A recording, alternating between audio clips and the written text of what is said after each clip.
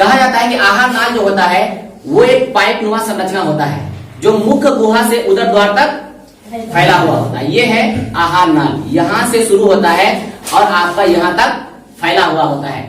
आपको एग्जाम में अगर पूछा गया कि आहार नाल की लंबाई कितनी होती है, कितनी होती है, लगभग 9 मीटर तक होती है।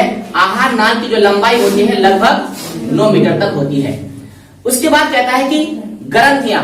अब बताओ कि हम लोग जो भोजन करते हैं उसको पचाने में मदद करता है एंजाइम। अब ये एंजाइम पाया जाता है कहां कहां। अब देखो ग्रंथियां, सबसे पहला जो ग्रंथि है वो लाला या लार ग्रंथि है। क्या है? लाला या लार ग्रंथि, जो कहां पे पाया जाता है? मुख्य गुहा में पाया जाता है। उसके बाद दूसरा आपका ग्रंथि होता है जठर ग्रंथि, जो आपका आमाशय में पाया जाता है। तीसरा होता है आपका यकृत, जो सबसे बड़ी ग्रंथि है हमारे शरीर के, सबसे बड़ी ग्रंथि यकृत, ये सबसे बड़ी ग्रंथि है। उसके बाद आपका होता है अग्नाशय, उसके बाद क्षुद्रांत की भित्ति की ग्रंथि। ये 5 ग्रंथियां होती है हमारे शरीर में और इस 5 ग्रंथियों में एंजाइम मौजूद होता है। अब देखो आपका जो पहला जो भोजन का जो पाचन होता है वो कहां से शुरू होता है? मुंह से शुरू होता है, मुख्य गुहा से। अच्छा, भोजन का पाचन कहां नहीं होता है? क्या ग्रास नली में भोजन का पाचन होता है? नहीं होता है। ग्रास नली में भोजन का पाचन नहीं होता है। भोजन का पाचन हमारा जो शुरू होता है वो मुख्य गुहा से शुरू होता है। अब देखो यहाँ पे आपका जो यहाँ पे जो लाल ग्रंथि है इसमें कितने प्रकार के एंजाइम पाए जाते हैं। पहला जो एंजाइम होता है वो होता है लाइसोजाइम। कौन सा एंजाइम? लाइसोजाइम एंजाइम होता है जो कीटाणुनाशक होता है। तो को जो लाइसोजाइम जो एंजाइम होता है वो हमारे मुंह में ही मार देता है। उसके बाद फिर हमारे भोजन ग्रास नली द्वारा कौन सी प्रक्रिया से? कर्मानुकुचन द्वारा नीचे उतरती है और हमारे कहां पे आ जाती है? आमाशय में आ जाती है। तो आमाशय जो होता है वो 3 हिस्सों में बना हुआ होता है।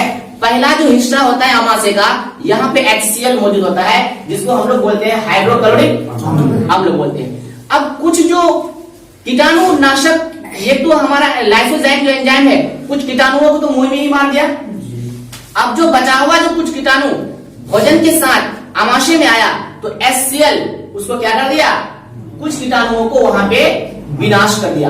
और HCl जो होता है वो अम्लीय होता है, ठीक। इसलिए कभी कभी इंसान को जब एसिडिटी हो जाता है तो उसको मिल्क ऑफ मैग्नीज की सलाह दिया जाता है डॉक्टर कि आप इसको लीजिए, जो हम लोग बोलते हैं ENO, यानी कि फिर उसको जब हम लोग लेते हैं फिर हमारे का एसिडिटी जो होता है वो फिर खत्म हो जाता है। उसके बाद आपका जो है यहाँ पे जो बीच वाला हिस्सा है इसमें कुछ उंगलीनुमा संरचना निकली हुई होती है जो भोजन को कुछ देर तक वहां पे रोकती है। उसके बाद फिर आपका एक नीचे वाला हिस्सा होता है जहां पे जठर ग्रंथि मौजूद होती है। कौन सी ग्रंथि? जठर ग्रंथि। हाँ, एक तो आपका हम लोग चले थे पहले कहां में? मुख्य गुहा में चले थे। कितने प्रकार का एंजाइम? 3 प्रकार का। सबसे पहला लाइसोजाइम, जो क्या होता है? कीटाणु नाशक होता है। उसके बाद आपका होता है टाइलिन। टाइलिन नामक एक एंजाइम यहाँ पे मौजूद होता है जो स्टार्च को पचाने में मदद करता है। स्टार्च यानी मंड। तो आपका आ जाएगा म्यूकस, जो भोजन को क्या बनाता है? चिपचिपा बनाता है। भोजन को क्या बनाता है? चिपचिपा बनाता है। अगर हमारे भोजन को ये चिपचिपा नहीं बनाते तो हमारा भोजन नीचे उतर नहीं पाता। तो इसलिए ये तीनों जो एंजाइम है, तीनों की जो भूमिका होती है वो बहुत ही महत्वपूर्ण होती है। सबसे पहला एंजाइम लाइसोजाइम जो कीटाणुनाशक होता है, और दूसरा आपका क्या हो जाता है? टाइलिन, जो स्टार्च या मंड के पाचक में सहायता करती है, और तीसरा हो जाता है आपका म्यूकस, जो क्या करती है? भोजन को चिपचिपा बनाती है। अब देखिए उसके बाद हम लोग आ जाते हैं यहाँ पे मुख्य रूप से जो भोजन में जो मौजूद होता है वो क्या होता है? कार्बोहाइड्रेट होता है, उसके बाद प्रोटीन होता है और वसा होता है। लेकिन यहाँ पे एक क्वेश्चन आपको पूछा जाएगा कि मुंह में किसका पाचन प्रारंभ होता है? कार्बोहाइड्रेट, प्रोटीन या वसा का? किसका होता है? कार्बोहाइड्रेट। बिल्कुल मुंह में, क्योंकि मुंह में कौन सा एंजाइम? 3 प्रकार के एंजाइम अभी बताया ना कि लाइसोजाइम, उसके बाद टाइलिन, उसके बाद म्यूकस। तो अब देखो कार्बोहाइड्रेट, स्टार्च और मंड के पाचन में कौन सहायता करता है? कौन? अभी बताया ना जी, टाइलिन। तो वही चीज है कि मुंह में जो होता है वो कार्बोहाइड्रेट का पाचन प्रारंभ होता है, लेकिन प्रोटीन और वसा का पाचन मुंह में नहीं होता है। तो अब अब इनका पाचन होता कहाँ है? आगे होता है। उसके बाद कहता है कि एक मुंह में एक लार होता है जिसे एंजाइम कहा जाता है। जैसे मुंह में लार होता है, लार ग्रंथि होता है, लार ग्रंथि में लार होता है और लार में क्या होता है? एंजाइम होता है। और एंजाइम जो भोजन को पचाने में मदद करता है उसको एमाइलेज कहा जाता है। क्या कहा जाता है? एमाइलेज कहा जाता है। इस तरीके से अगर देखा जाए कि पाचन जो होता है वो मुख, आमाशय, क्षुद्रांत, यानी कि भोजन का जो पूर्ण पाचन होता है वो जाकर के छोटी आंत में होता है। किसमें होता है? छोटी आंत में। इस तरीके से अगर हम लोग देखें कि पाचन क्या है कि जटिल अणुओं को सरल अणुओं में तोड़ने की प्रक्रिया को क्या कहा जाता है? पाचन कहा जाता है। यानी कि अगर आपको एक एग्जाम में पूछा जाए कि पाचन क्या है, कि जटिल अणुओं को सरल अणुओं में तोड़ने की प्रक्रिया को एंजाइम की मदद से तोड़ने की प्रक्रिया को क्या कहा जाता है?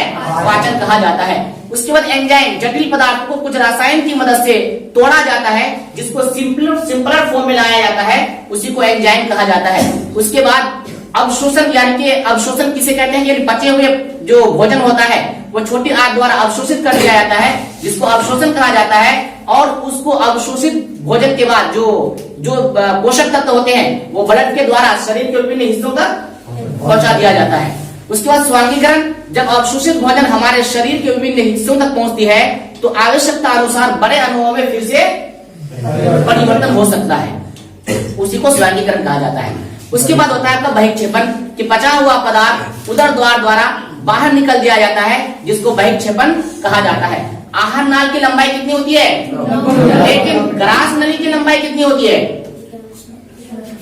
ग्रास नली की लंबाई 25 सेंटीमीटर होती है। इस ग्रास नली, ये पूरा ग्रास नली नहीं, आहार नाल यहां से शुरू होगा और आपका पूरा आएगा। लेकिन ग्रास नली, ये ग्रास नली, इसकी लंबाई कितनी?